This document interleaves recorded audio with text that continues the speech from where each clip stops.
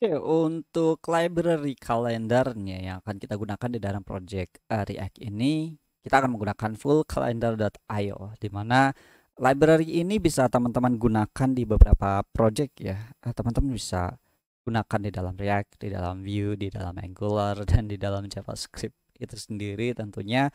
Dan untuk dokumentasinya teman-teman bisa akses saja di sini, mulai dari bagaimana cara installnya, kemudian bagaimana kita akan menampilkan halaman tersebut atau kalendernya itu sendiri, kemudian ukurannya mulai dari ukuran tema, kemudian ada beberapa fitur-fitur premium yang bisa teman-teman gunakan.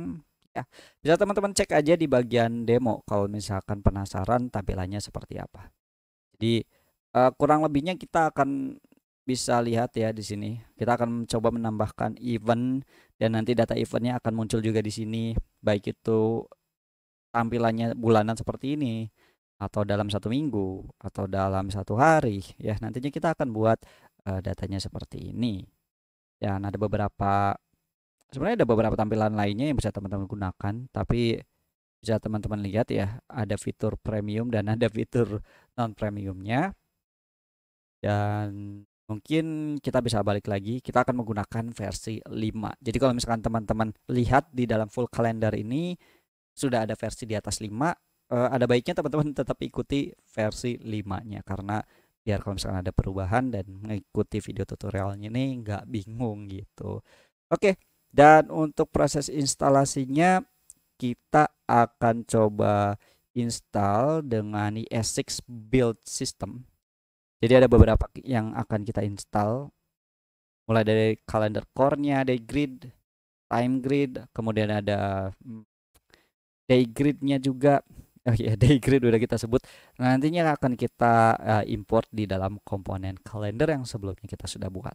Oke, di sini kita akan coba install beberapa hal dengan ketikkan npm install. Kalau misalkan teman-teman pakai Yarn, bisa pakai Yarn add, bebas ya. Tapi untuk package-nya itu sama, mulai dari full calendar core, kemudian full calendar day grid, full calendar time grid, interaction, dan react-nya itu sendiri. Jadi ya teman-teman perlu jalankan perintah seperti ini, lalu kita tekan enter untuk proses instalasinya. Kita tunggu sampai selesai. Oke, instalasinya udah selesai nih, dan ya kita bisa mulai untuk membuat komponen kalender. Di bagian file calendar.js ini kita akan coba buat komponennya seperti ini. Teman-teman bisa import terlebih dahulu library dari full calendarnya seperti ini, full calendar, kemudian day grid plugin, terus ada time grid plugin, interaction plugin ya. Jadi untuk library-nya sendiri sih ini yang akan kita gunakan, tapi yang lain-lainnya itu sifatnya plugin. Kemudian di bagian return-nya di sini kita akan coba tampilkan seperti ini. Oke, kayak gini. Di dalam return kita tambahkan komponen full calendar, kemudian ada beberapa plugin yang akan kita pakai, mulai dari day grid plugin, time grid plugin, interaction plugin, kemudian initial view-nya itu yang pertama kali kita akan tampilkan itu berdasarkan harian di dalam bulan, day grid mount. Kemudian untuk header toolbar itu akan kita tampilkan kayak button previous, next, sama today.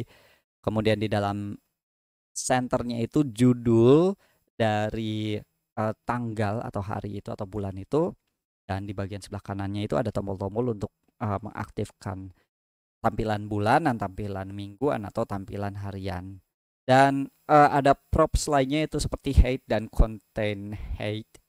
Jadi teman-teman bisa atur sesuka teman-teman untuk size-nya, dan semuanya ada di dalam dokumentasi itu. Jadi kalau misalkan teman-teman mau tambahin plugin lagi atau mau ubah initial view-nya ke bagian time grid week atau per minggu atau per hari, itu tinggal ubah aja di sini. Dan banyak lagi props lainnya yang bisa teman-teman gunakan, tapi untuk sampel kali ini kita akan buat seperti ini aja dulu.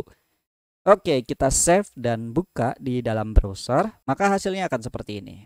Oke, udah berhasil ya, udah berhasil kita tampilkan nih data dari area kalendernya. Kita cek, kita balik lagi ke today, kita bisa lihat di bagian month, weekday, ya udah oke banget sih. Oke, mungkin kita sekaligus menambahkan juga di bagian sidebarnya itu, kita akan ubah seperti ini. Jadi oke, akan turunkan seperti ini.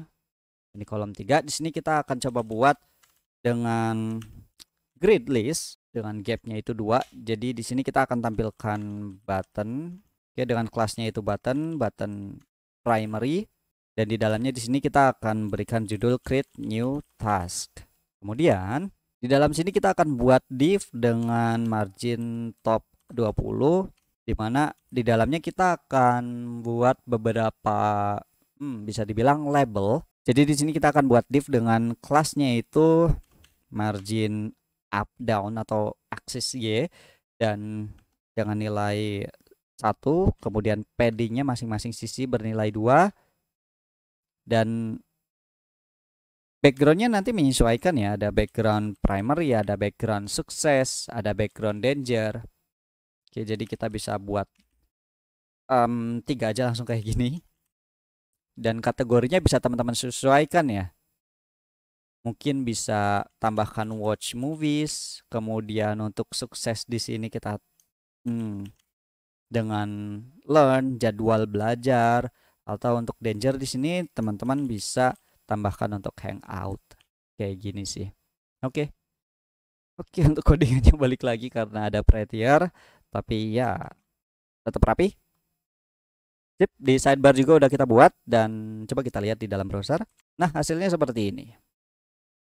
Udah oke sih, udah oke semua. Cuman, woi, kenapa ini teksnya, teks warna putihnya nggak ikutan ya? Ya mungkin kita bisa tambahkan aja di sini langsung teks white, supaya setiap teks yang ada di dalam sini udah otomatis warna putih.